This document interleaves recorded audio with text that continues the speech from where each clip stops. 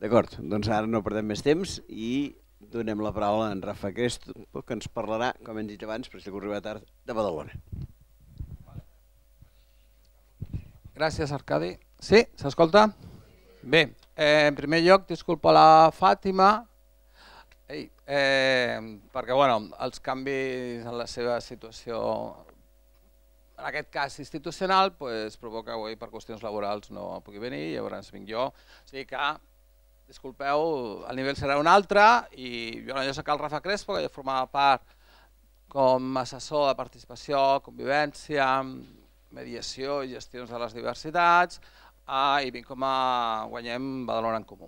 Bé, una qüestió. Jo el que intentaré explicar breument és com vam intentar a Badalona superar les dificultats, els entrebancs, per intentar aplicar, i torno a repetir, intentar aplicar a la qüestió tant de democràcia directa com de vinculant. Ho vam ensejar i jo penso que en 2 o 3 aspectes potser ens hem apropat força. Després, una altra qüestió, quan deia l'Arcadi el tema dels ajuntaments necessiten més pressupostos, hi ha una qüestió a l'estat espanyol que jo crec que potser serà molt tècnica, si voleu molt judicial, però que és una gran trampa i una gran presó en la qual estem molts ajuntaments, que és una cosa que es diu la llei de reforma i sostenibilitat de les administracions locals, la famosa ERSAL. Això, i jo crec que això caldria, en temes participatius cal fer molta pedagogia, molta informació, i la ciutadania ha de saber que tenim 2 o 3 figures que són directament de l'administració central situada als ajuntaments i que tu ja pots proposar el que vulguis, ja pots dir el que vulguis, que tu per comprar el que sigui necessites una qüestió que es diu fiscalització, quan es diu fiscalització és control. I que tens que argumentar a aquestes persones fins i tot quan vols fer participació perquè la vols fer d'aquesta manera perquè si no no t'aprova l'expedient i no ho fas, punto. Jo crec que aquestes qüestions cal començar, quan estem dins del procés constituent, cal començar a dir-lo també. Perquè després sembla tot molt fàcil, les administracions funcionen no sé què, i després el que hi ha són una quantitat de problemes, perquè no n'hi haurà procés constituent sense reforma de l'administració, de les administracions. No és només com dissenyem el procés, sinó com dissenyem la reforma de les administracions. Que per mi una cosa o va amb l'altra o ho tenim molt complicat, perquè ja podem tenir les idees més meravelloses, podem tenir la gent més preparada, la il·lusió de la ciutadania més collonuda, i pam, arribem a l'hora d'aplicar-ho, i és allò de, com deia aquell, que ellos hagan las leyes y dejarme a mí los reglamentos, no? Doncs... Això, el conde de Romanones, doncs una mica estem... No, és veritat, perquè jo crec que hem de començar a tenir també una visió, a part de la qüestió de les idees, també de l'operativitat. De fet hi ha 3, hi ha el secretari, l'interventor, aquestes figures que són funcionaris directament de l'Estat, no depenen de l'administració, i el tresorer, són 3 figures que tenen tots. Per no enrotllar-me més, anem directe. Què és el que ens vam trobar també i per què els processos participatius a Badalona? Jo ja havia posat democràcia directa i vinculant. Una qüestió per la corresponsabilitat. Tot procés participatiu implica també un aprenentatge per tothom. Per tothom. Per la ciutadania, per les persones que han d'apuntar, per les entitats. I per nosaltres, tot procés participatiu ha d'implicar una lluita contra les desigualtats. Perquè una de les dificultats de tot procés participatiu és precisament les desigualtats de tot tipus en les quals ens trobem dins de la ciutadania, dins dels serveis, o sigui que és un dels elements a tenir.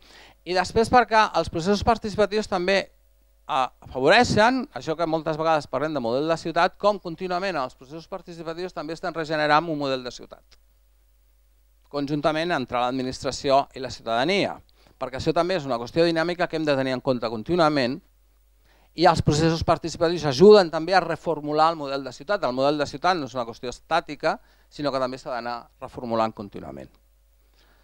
Què és el que ens vam trobar a Badalona?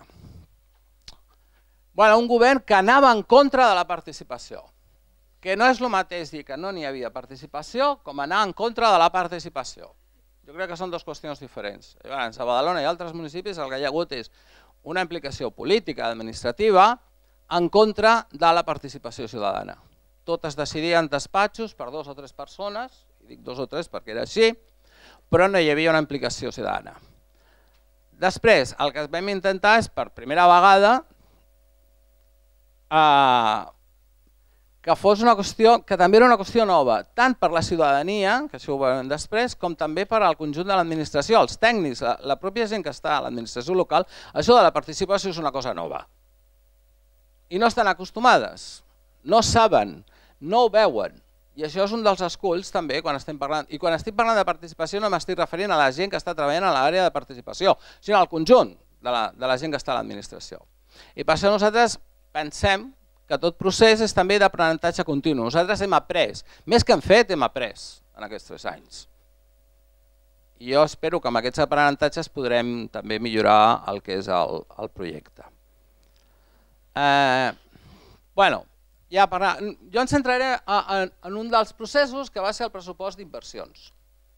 Bé, aquí què és el que vam fer? Vam dir, anem a ser una mica agosarats. Aquí les dimensions comparat a altres municipis és bastant petita, però jo el que vull és que us quedeu en que nosaltres vam fer un procés participatiu vinculant en el qual la ciutadania ha decidit el 45% del pressupost d'inversions. No és molt, però el percentatge és significatiu. Nosaltres no volíem començar per un 2, un 3, un 4%. El 45% ho han decidit.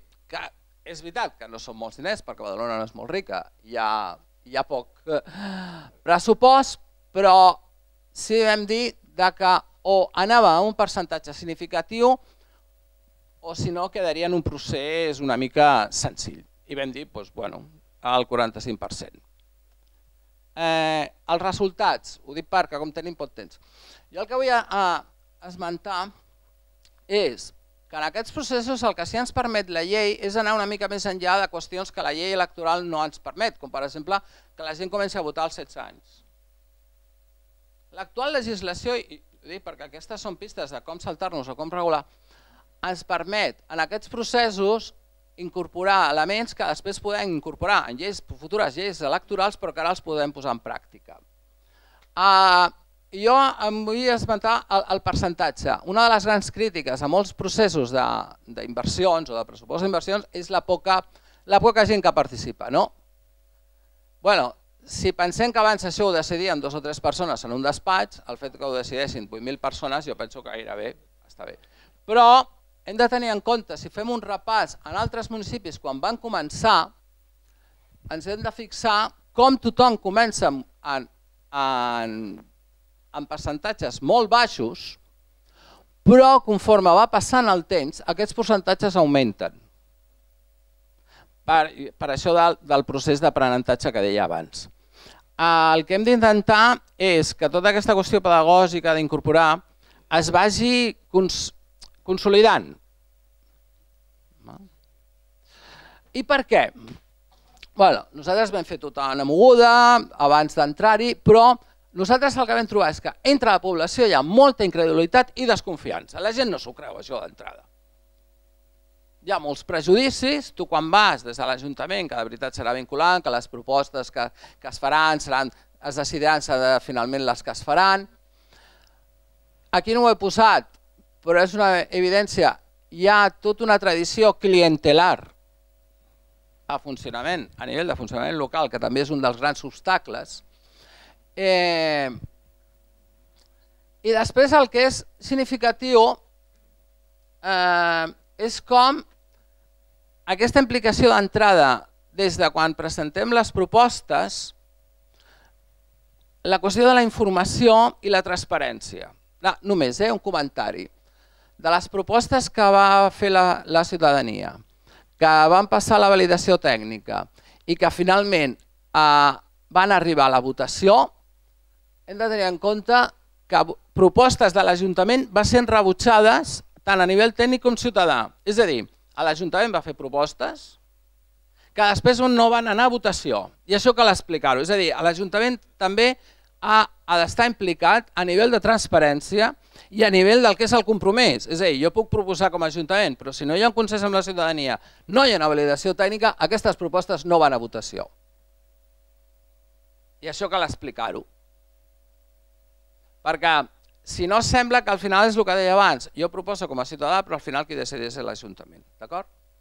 Llavors, aquesta votació, i jo vull esmentar que després d'aquesta votació el que sí va ser molt important, perquè això s'ha d'aprovar en el ple, és com preparem el ple d'aprovació de pressupostos. Clar, a Badalona, suposo que és més senzill que altres municipis, el que sí, aquestes 8.000 persones van participar en una pressió als altres partits polítics per aprovar el que havia decidit la població.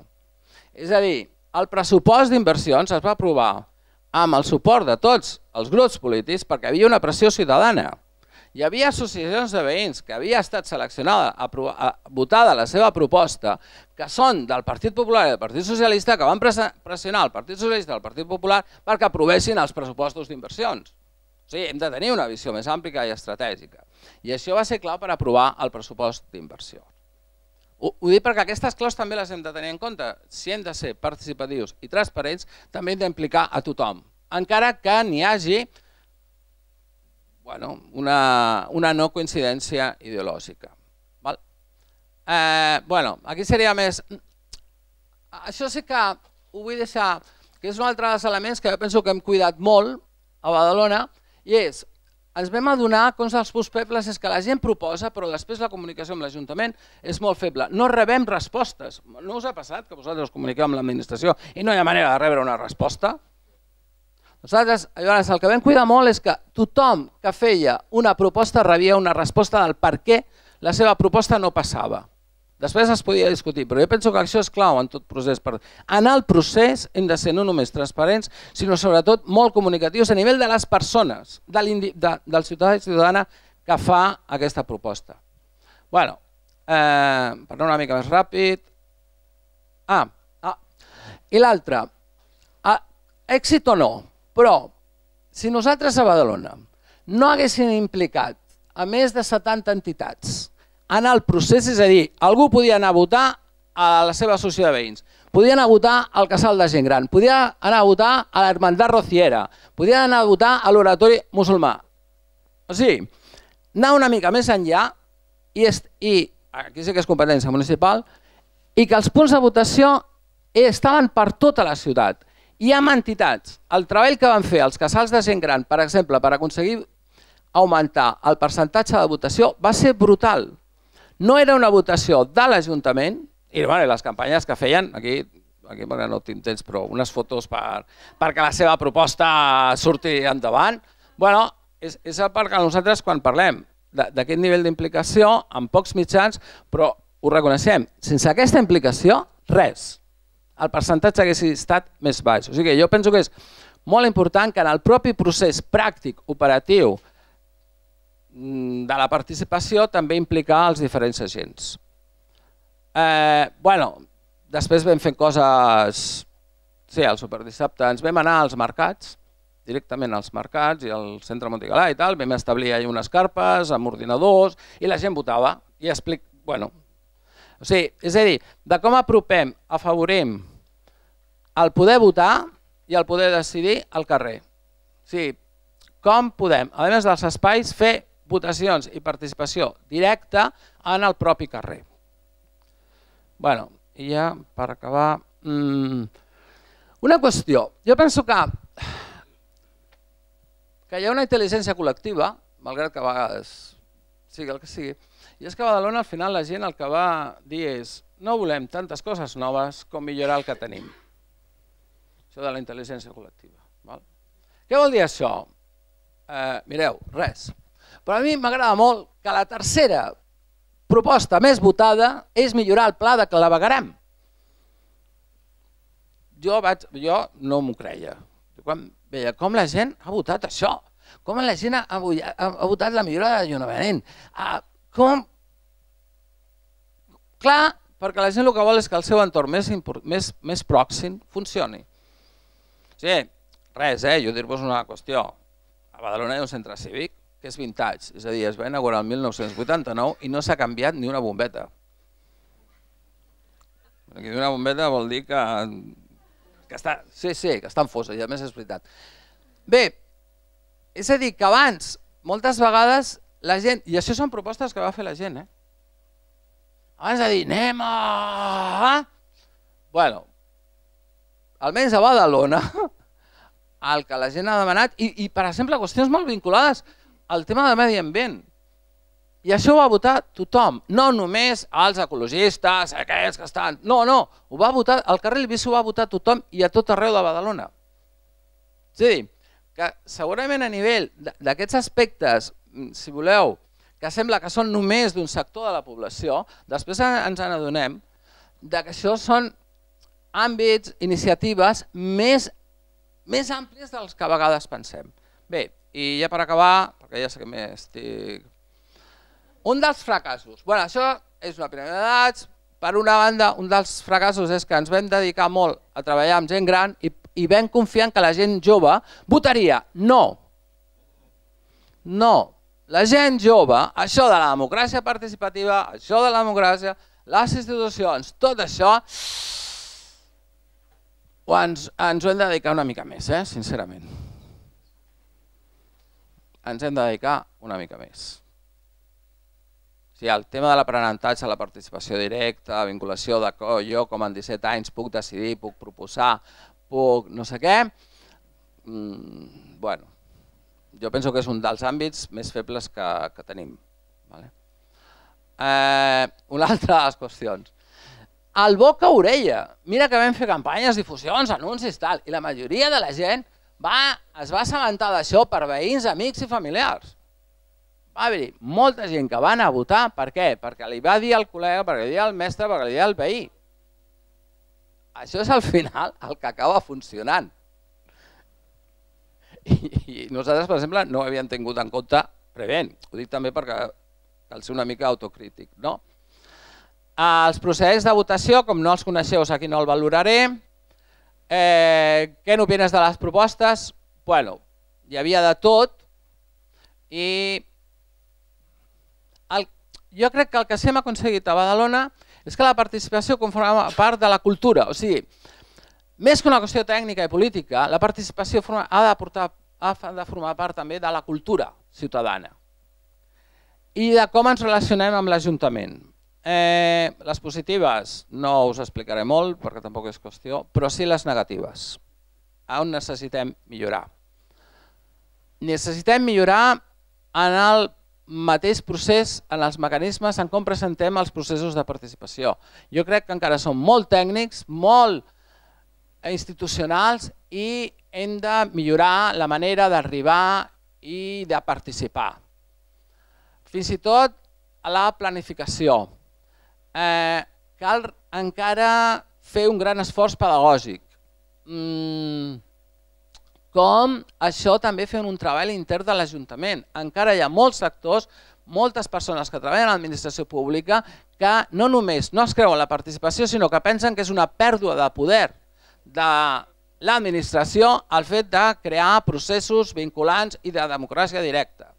Jo treballo a l'administració pública, soc un funcionari de tota la vida i això de la participació posa en qüestionament perquè també és un sistema de control de l'administració. Els processos participatius, nosaltres vam posar els tècnics davant de la ciutadania i tela. I jo crec que això també és una de la qüestió a millorar. I després, l'última que no la veieu, el seguiment dels processos. O sigui, què passa després dels processos? Com continuem implicant a la gent? Nosaltres a Badalona, és veritat, hi ha endarreriments en alguns processos de gestió administrativa d'inversions. Per què? Perquè al final el que es fa en aquella plaça ens hem tirat 4 mesos perquè el que hem fet vinculant és que una vegada aprovada aquella proposta, el que és el disseny i l'execució de la proposta, també impliquem el veïnat. No és només que volem que arregli aquella plaça, sinó com decidim que s'arregla aquella plaça. Perquè si només són els tècnics diran un parc infantil aquí, una àrea de gossos, una cosa, cal. Una de les coses que ens han endarrerit més és perquè això de les àrees de gossos s'està reformulant amb la ciutadania. Perquè els nous parcs infantils a Badalona ho ha fet el Consell d'Infants, qui està dissenyat, perquè els infants són els usuaris dels parcs infantils. O sigui, després dels processos i després de les votacions cal continuar implicant a la ciutadania i amb aquest nivell de corresponsabilitat de vinculació directa. Res, i no és perquè estic a Barcelona, però tot això nosaltres no ho haguéssim fet sense el suport de l'Ajuntament de Barcelona. I no perquè estigui legal. Ja ho tenia preparat mesos abans. No, perquè tot això sense la col·laboració intermunicipal no serà possible. Nosaltres, ja el Decidim Badalona, que a més està estenent per arreu, però sense el suport, l'aprenentatge, el suport fins i tot directe, no haguessin tirat endavant. Jo penso que una qüestió és la dimensió local, però si no treballem als municipis en xarxa, no tirem. I res, 2 exemples més del que hem fet després del pressupost d'inversions, que ha estat una mica... Jo crec que no cal tenir tampoc por al conflicte, por al muntatge que es pot posar després d'una decisió si estem segurs que el que decideix la població és vinculant i ho tirem endavant. I un dels exemples a Badalona és aquest, és el dimoni. Amb això acabo. Les festes de maig, es crema un dimoni, fins ara ho decidien 3 o 4, hi havia un jurat, però el que vam decidir aquest any és obrir. I sabeu quin és el dimoni que va guanyar d'aquests 3? Aquest, el 155. Clar, la gent va votar aquest dimoni. I aquest dimoni es posa durant uns dies al passeig marítim de Badalona i es crema, però evidentment això té una implicació política, concreta. Això és una proposta que va fer la ciutadania, no va sortir del propi Ajuntament, i és el que la ciutadania que va participar va decidir i és el que es va fer. Clar, nosaltres dèiem a la gent que s'oposava a aquest procés participatiu, vosaltres no us creieu que era vinculant? És vinculant, eh? Si haguéssiu votat uns altres o haguéssiu proposat un altre, potser haguéssiu sortit. Però la gent que ha participat, la gent que ha proposat, és la gent que decideix. Jo crec que això és qüestió d'anar-nos estenent. Tu pots desconfiar o no, però ja tenim proves que si participes i decideix, al final és el que es fa. I jo crec que això és també un dels factors que hem de promoure. Que al final ja tenim proves, almenys a Badalona, que el que la gent proposa i el que la gent decideix és al final el que es fa. I res més. Ja està. Moltes gràcies.